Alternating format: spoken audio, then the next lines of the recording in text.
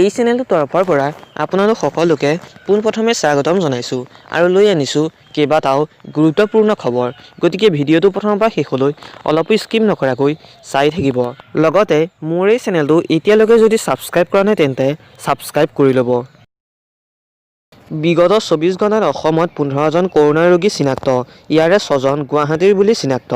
বগামাটিত অঘটন, নাও বুৰি পানীত পৰিল শিশুসহ 50 জন। পাৰ্বত্য জিলা কাৰ্বি আংলঙত উচ্চতৰ মাধ্যমিকৰ 47 গৰাকী কৃতী ছাত্ৰীৰ মাজত বিতৰণ কৰা হয় স্কুটি।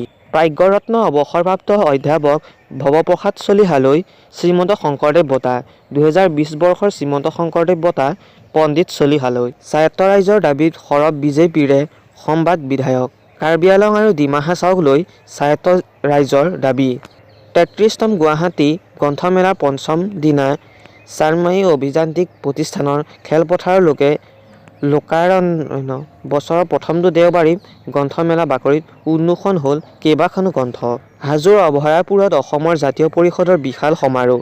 সমাৰোহত এজিপিৰ যোগদান কৰে সদ্য পদত্যাগী কংগ্ৰেছ নেতা দুলু আহমেদে। শিৱসাগৰত ড বাণীকান্ত কাকতি বঁটা প্ৰদান অনুষ্ঠানত শিক্ষামন্ত্ৰী হিমন্ত বিশ্ব শৰ্মাৰ। দেওবাৰে জিলাখনৰ 948 গৰাকী উচ্চতৰ মাধ্যমিকৰ কৃতী ছাত্ৰীৰ মাজত হিমন্ত বিশ্ব শৰ্মাই বিতৰণ কৰিলে স্কুটি। যিকোনো মুহূৰ্ততে অসমত উপলব্ধ হ'ব কৰোনাৰ প্ৰতিষেধক। কেন্দ্ৰৰ অনুমোদনৰ পিছতেই শিৱসাগৰত ঘোষণা স্বাস্থ্যমন্ত্ৰী হিমন্ত বিশ্ব শৰ্মাৰ। জুক-ভেলীত এতিয়া বনজুইৰ দাবানল।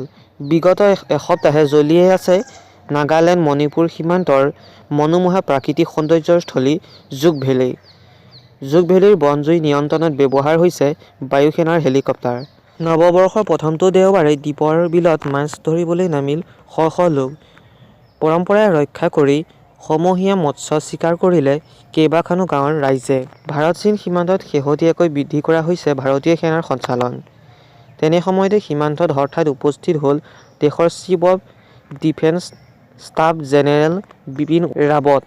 নলবাৰীৰ দৌলগোবিন্দপুৰত বিগত নিশা বিধ্বংসী অগ্নিকাণ্ড। এটা প্ৰসাধন সামগ্ৰীৰ গুদামত লগা জুইত জ্বলা গ'ল লাখ লাখ টকাৰ সামগ্ৰী। দেশত অনুমোদন লাভ কৰিলে কৰোনাৰ প্ৰতিষেধক কোভাক্সিল্ড আৰু কোভাক্সিনে। দেওবাৰে ড্ৰাগ কণ্ট্ৰোল জেনেৰেল অৱ ইণ্ডিয়াই নিয়ন্ত্ৰিত জৰুৰী প্ৰয়োগৰ বাবে অনুমোদন দিলে ভেকচিন দুবিধ। 21 বছৰৰ আগত কৰিব নোৱাৰিব ধূমপান। ইতিমধ্যে এই বিষয়ে আইন প্ৰণয়নৰ চিন্তা চৰ্চা কৰিছে কেন্দ্ৰীয় চৰকাৰে। এতিয়াৰ পৰা চিলিণ্ডাৰ হোম ডেলিভাৰীৰ নামত দিব নালাগে অতিৰিক্ত টকা, স্পষ্ট কৰিছে হিন্দুস্তান পেট্ৰলিয়াম কৰ্পোৰেট লিমিটেডে। ঝাৰখণ্ডত আকৌ 337 জনৰ দেহত ধৰা পৰে ক'ভিড পজিটিভ। ৰাজ্যখনত এই ভাইৰাছত আক্ৰান্ত লোকৰ সংখ্যা 1,15,529 জনলৈ পাইছে বৃদ্ধি। ভূমিকম্পই জোকাৰি গ'ল কাৰ্বি আংলং। 2.8 প্ৰবল্যৰ ভূমিকম্পন অনুভূত হয় কাৰ্বি আংলঙত। যোৱা 24 ঘণ্টাত হাৰিয়ানাত আকৌ 218 জনৰ দেহত ধৰা পৰে ক'ভিড পজিটিভ। ৰাজ্যখনৰ এই সময়ছোৱাত কৰোনাত আক্ৰান্ত 2 জনৰ মৃত্যু।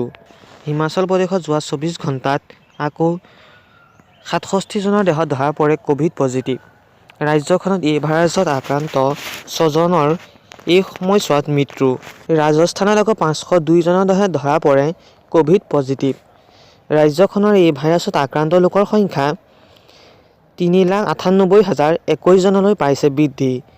হিমাচল প্ৰদেশত তুষাৰপাতৰ ফলত লাহোল স্পিতি পথত ব্যাহত যান-বাহন চলাচল। মুম্বাইত আকৌ 581 জনৰ দেহত ধৰা পৰে ক'ভিড পজিটিভ। ৰাজ্যখনত এই ভাইৰাছত আক্ৰান্ত লোকৰ সংখ্যা 2,95,240 জনলৈ পাইছে বৃদ্ধি। আজিলৈ ইনফৰমেশ্যনসমূহ ইমানেই। যদি ভিডিঅ'টো ভাল লাগিল তেন্তে ভিডিঅ'টো লাইক কমেণ্ট শ্বেয়াৰ। লগতে এনেকুৱা ধৰণৰ ইনফৰমেশ্যন ভিডিঅ'সমূহ দৈনিক পাই থাকিবৰ বাবে মোৰ এই চেনেলটো ছাবস্ক্ৰাইব কৰি লওক। ধন্যবাদ।